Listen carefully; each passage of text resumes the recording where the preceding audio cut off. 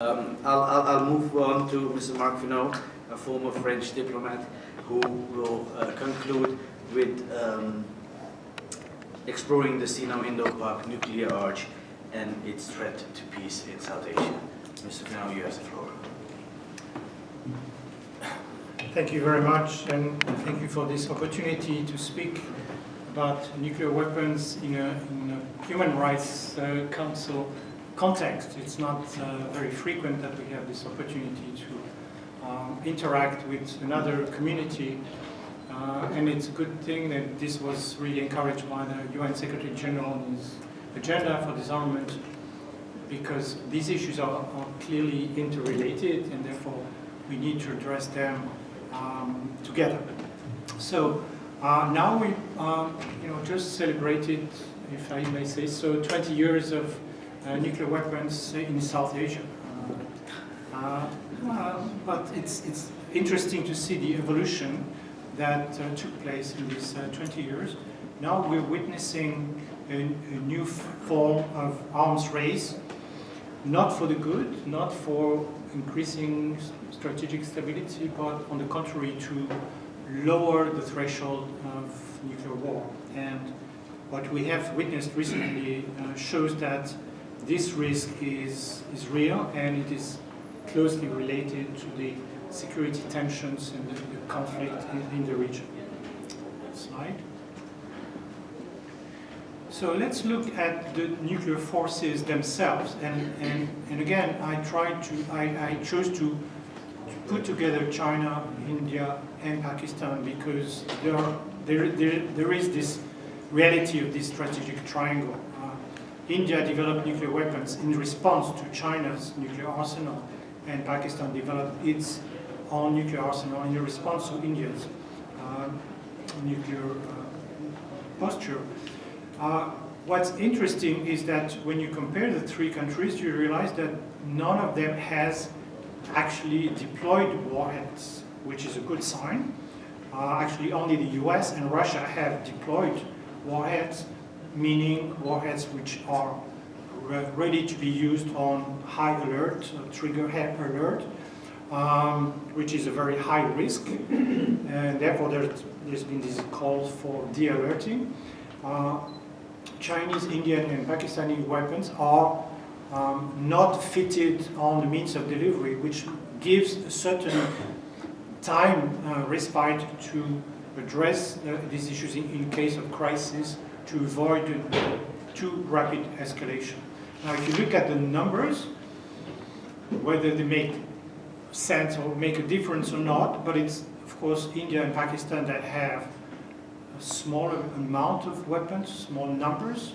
The numbers are not sure. These are estimates because those countries do not provide transparency over those numbers. What's more interesting than the numbers themselves is actually the type of weapons. Next slide. And of course, in relationship with the nuclear doctrines. Dr. Van Dam already mentioned this, but it's also interesting to compare. The official Chinese doctrine is no first use, meaning China will only use nuclear weapons in response to a nuclear attack. India followed suit, although now there are discussions about whether to change this doctrine and include the possibility of first strike. Fortunately, this has not happened yet. India officially sticks to the non-first use doctrine. In Pakistan, although there is uncertainty, there's not a very straightforward, clear nuclear doctrine on the part of Pakistan. As Dr. Van Dam said, it is clearly a doctrine of first and even early use of nuclear weapons in case of conventional attack. So this is, of course, a much worrying destabilizing factor or risk factor. Next. Now, command and control also is important, as was already stressed by Dr. Van Dam. Now, apparently, this is very centralized in all three countries, really going up to the top leader. But in the case of India, there is this risk or potential that the command will be delegated to a lower level, and in Pakistan this already seems the case. And in both cases it's very worrying because the tendency is moving towards more tactical weapons. Next slide. Now, again, I can go very fast because we don't have time to go into the detail, but it's clearly China that has the largest capability in terms of range, intercontinental ballistic missiles, and has the whole triad, meaning weapons that can be launched from the sky, from airspace, from the sea, or from land. Next slide. Now, India is moving towards that the same level as China, in the sense that it doesn't still have operational intercontinental ballistic missiles, but it's working on it. It's also working on the triad, and it has, as I said, a tendency to include in the whole panoply very low-yield weapons, which make themselves more usable. Next. Pakistan is, of course, lagging behind in terms of range and diversity, but again, as we heard, it is working on it in terms of production of numbers of weapons, production of fissile material. It's investing heavily, and including on short-range ballistic missiles equipped with nuclear weapons, which again create a high risk of being used in combat operations. Slide. So this is to compare the three categories, but we already have a good idea. And finally, our conclusions or recommendations.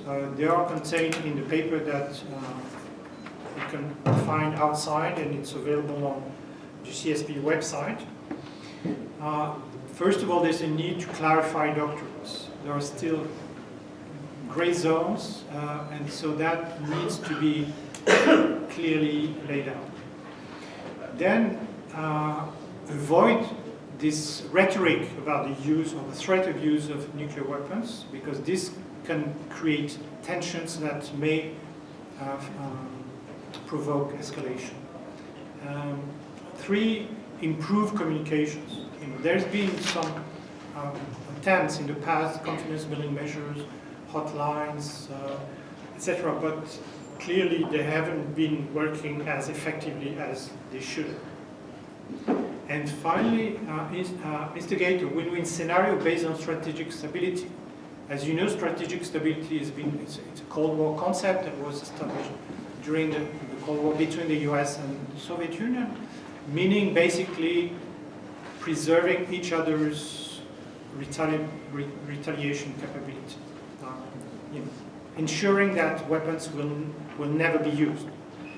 And clearly we need to reaffirm this, not only, I would say, in the India-Pakistani context, but I would say on a global scale, because of the risk of this sort of theory of dominoes or vicious circle. If I may add just one final point. Of course, we talked a lot about terrorism, which can be a trigger in the risk of escalation to nuclear war. But I would like also to relate terrorism to nuclear weapons in general, because, and this is where, even if we deplore the lack of third-party intervention in the conflict, and in particular in this latest standoff, other nuclear weapon states have to show the example. And unfortunately, at the moment, they're just doing the opposite, because the same trends that are witnessed in South Asia are also witnessed globally among all nuclear armed states. Reducing the threshold of use, increasing the risk of use, going for more usable weapons, more cruise missiles, which are less likely to be detected, hypersonic missiles, which will bypass any form of ballistic missile defense. And of course, the latest development on the US side, adding a new category of so-called low-yield nuclear weapon, which again makes it more likely to be used in combat. So I would end by saying that nuclear weapons are also weapons of terror. If you take the definition of terrorism, you apply it to nuclear weapons and you say it fits perfectly. Terrorizing civilians, threatening to murder millions of innocent civilians to put pressure on governments to change their policies. So I will end it.